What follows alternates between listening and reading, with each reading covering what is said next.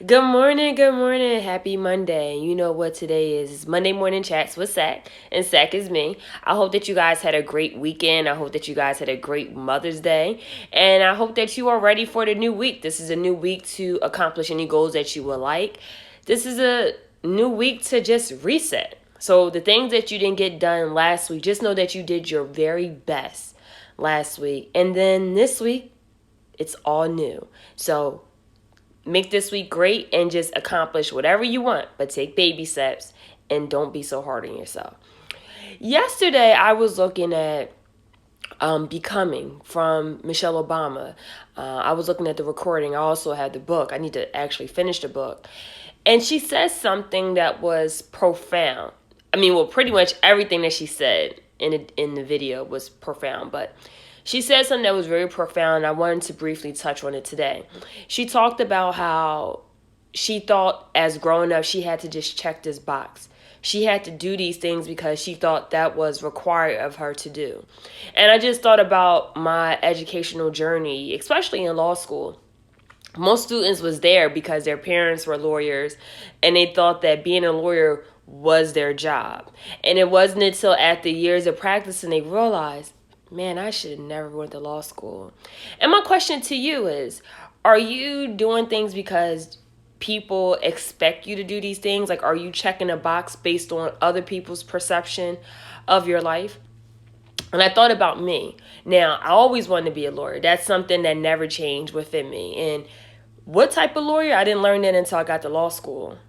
But as I started to practice more, I realized the importance of knowing my purpose in my life. And although I love to help people, and although I love to practice law, one of my biggest purpose in life is education. I knew that somewhat when I was in college, and I said, you know what? No, I'm not going to pursue it. No. And it wasn't until I was going into my last year, I was a program assistant for a summer program at Bloomsburg University.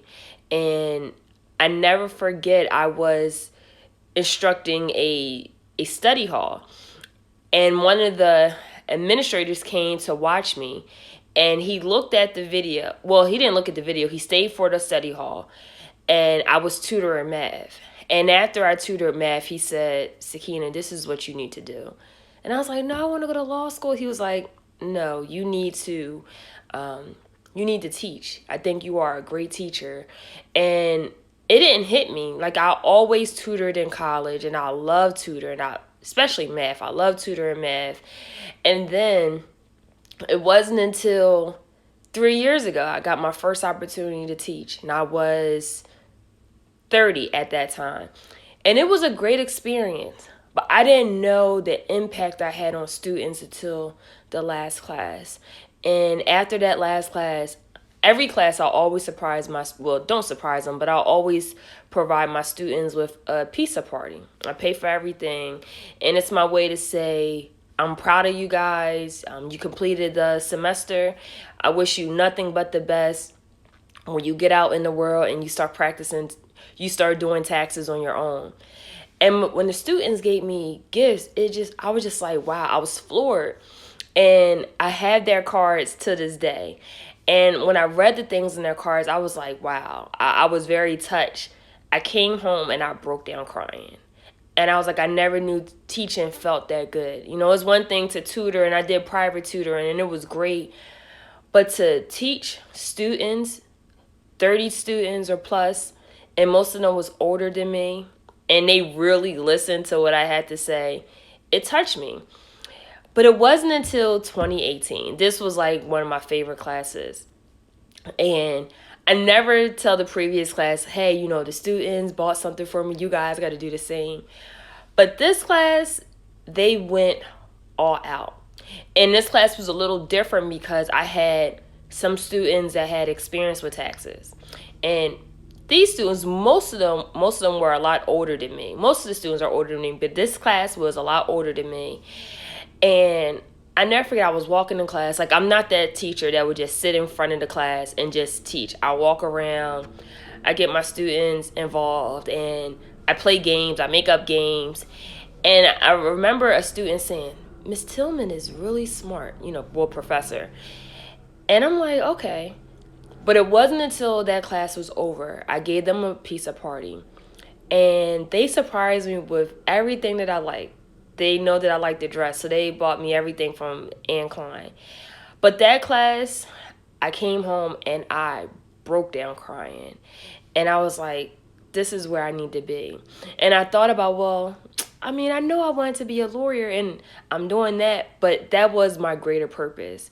And then later on that year, I actually did a vision board for the very first time. And in my vision board, the middle of my vision board has education. And make sure I say hi to everybody. It has education. And that is my purpose. My purpose is education. My purpose is to educate. My purpose is to change some of the policies in education because I think they are flawed. And these kids need someone to stand up for them. And the way I look at my life now is that I'm doing things I need to do to get there. And so my question to you is, are you doing what you really want to do, or you're just checking these boxes because someone told you, hey, you need to do this?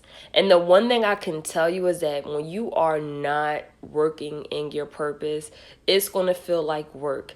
And at the age of 33, I'm going into my 4th year teaching in the fall. I have never been late to teach. I have never been late. Other jobs I've been late to. Doesn't mean I didn't care about them. But teaching, I have never been late. I got there, the one time I got close to being late, I got there maybe 3 minutes before my class started.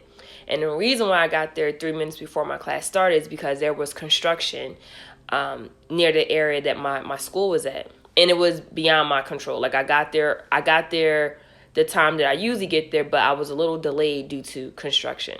But that was the only job that I was never late at. Never, ever late at. Other jobs, walk in 20 minutes, 30 minutes late.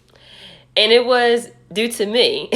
But this job, the teaching, it was beyond my control.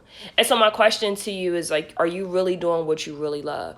And if not, why? Or another question, are you working towards that? My biggest fear, this is a journal prompt because I told you I love Pinterest. And I looked at a journal prompt because I like to write in my journal. And one of the things is, what are you afraid of, or what is your biggest fear? My biggest fear is getting older and not doing the things that's from my heart. Teaching is one of them. Being a helper to someone, that's another thing. And I just thought about it, and I think about people that I know, and I always question, are you doing what you really love? And if you're not, what are you doing to get there? And sometimes it may be hard because maybe we need someone to hold us by our hand. Maybe we need a little bit more encouragement. And the one thing I could tell you, during the pandemic, I am even more empathetic because I don't know how people handle this. If you're living by yourself and you are away from family, this may be very hard for you. And then this may be the time where you have time to think and you're like, hey, I'm not where I need to be at and I just need help. And so my challenge to you is make sure you reach out to people because you just never know. Someone may open up and say, hey, I think I want a career path. So are you thinking about those things? Are you thinking about the things that you really want to do and you just need help? Let me encourage you. One, never forget your purpose in life, whatever that may be. Never forget how amazing you are. I think sometimes we lose sight of that, or sometimes when people tell us that we are amazing, we're so modest and we're like, thank you. And I fall victim to that. But never forget that. Like, never forget how amazing you are. You are the only person that could do what you do. You're the only person. My name is Sakina Tillman. I am the only Sakina Tillman in the world to me. There may be other Sakinas, but I know me. Never forget, why you had this idea. I think a lot of times we lose sight of that when things go wrong. The next thing is you will make mistakes. I know I would tell myself, oh, I would never do that again. And I had a conversation with my senior manager one time, and I said, you know what? Listen, I'm great at this. I'm very smart. However, I mess up. And so if I mess up, I'm going to fix it. I can't sit here and tell you that it's not going to happen again. I don't know, because this may be a different problem, and different problems require different solutions. So I'm not going to sit here and tell you this is not going to ever happen again.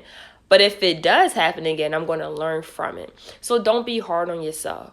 But if you're checking a box, that can cause a lot of anxiety, because you think that you have to do like all these things. Just imagine, this is one of my coasters. Definitely laugh often. But just imagine if there was like different bullet points, right?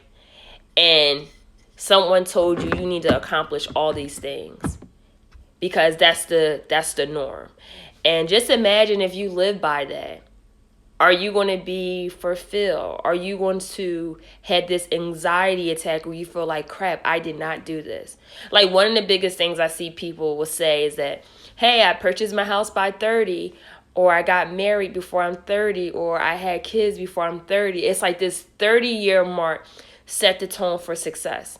And it's this idea that, hey, if you don't finish school by 30, if you don't graduate by 30, if you don't do this by 30, it's this idea that you're not as successful.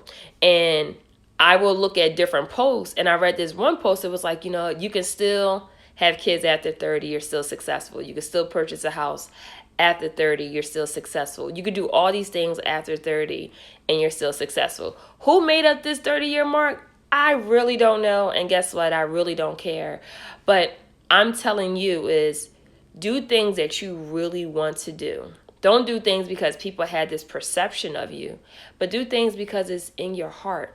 And when you do things in your heart and you're not following someone else's path they have for you, then it will make life a little better. I think just a little better. But never forget how amazing you are. Don't lose sight of that. The whole thing about 30, like when I would hear those things, I'm like, hey, I purchased my house when I was 32. How does that make me less successful than someone that purchased it at 25? We're both homeowners. This whole thing about the money that you make, whether you make six figures, whether you make 30,000, 40,000, 50,000, you're still receiving income. You're no better than the next if you make more money than somebody else. But don't put this perception. Like I would hear people say, well, I need to make six figures by this year. And let me tell you, as a tax professional that works with clients that are millionaires, that works with clients that are low income, that works with clients that are middle class, it doesn't matter how much money you make. It's how you view money. And it's how you determine what you're going to spend, meaning your expenses. I have met so many people that make six figures and they are constantly broke. And that's because they have these expenses that does not align with their lifestyle. I met people that make $40,000 a year and they are doing phenomenal. They know how to save. They have less expenses. The things that are important to them will give them value. Someone that makes six figures that's not really seeing the fruits of their labor, their expenses, they have more expenses than they have income. So they're not going to ever see it.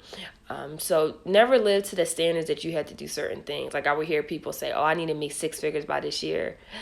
No, you don't. If you do, great. But never place these check boxes on your life to accomplish things. Like you're going to get the things that you work hard for. You're going to get the things that you pray for.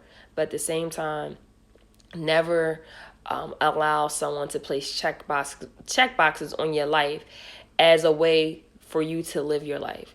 You got this. I am proud of you. And just do some amazing things. I pray that Monday will be fantastic for you. I pray that this whole week is just amazing. And like I said earlier, if you didn't accomplish something last week, hey, do it this week. But I'm proud of you. I'm so proud of you. I'm proud of you for surviving Corona. This is a big deal. If you're able to wake up every single day, you are on top of your game. you're able to wake up every day and you're able to walk downstairs or you're able to walk around, I am proud of you. If you're able to walk around, you're able to care for your children, I'm proud of you. If you're able to wake up and call somebody and say, hey, I love you, or I'm proud of you, I'm proud of you. If you're able to wake up and maybe report to a job or work from home, I am proud of you. If you're able to wake up and maybe you're unable to report to a job, but you're receiving unemployment, I am proud of you. If you're able to wake up and still receive some form of income, I'm proud of you. Why? Because in spite of everything that we see on TV, in spite of everything that our president says, you are not in lack during this pandemic. So be proud of yourself. Take care, guys. Have a fantastic week. And just know that you are amazing. Bye, guys.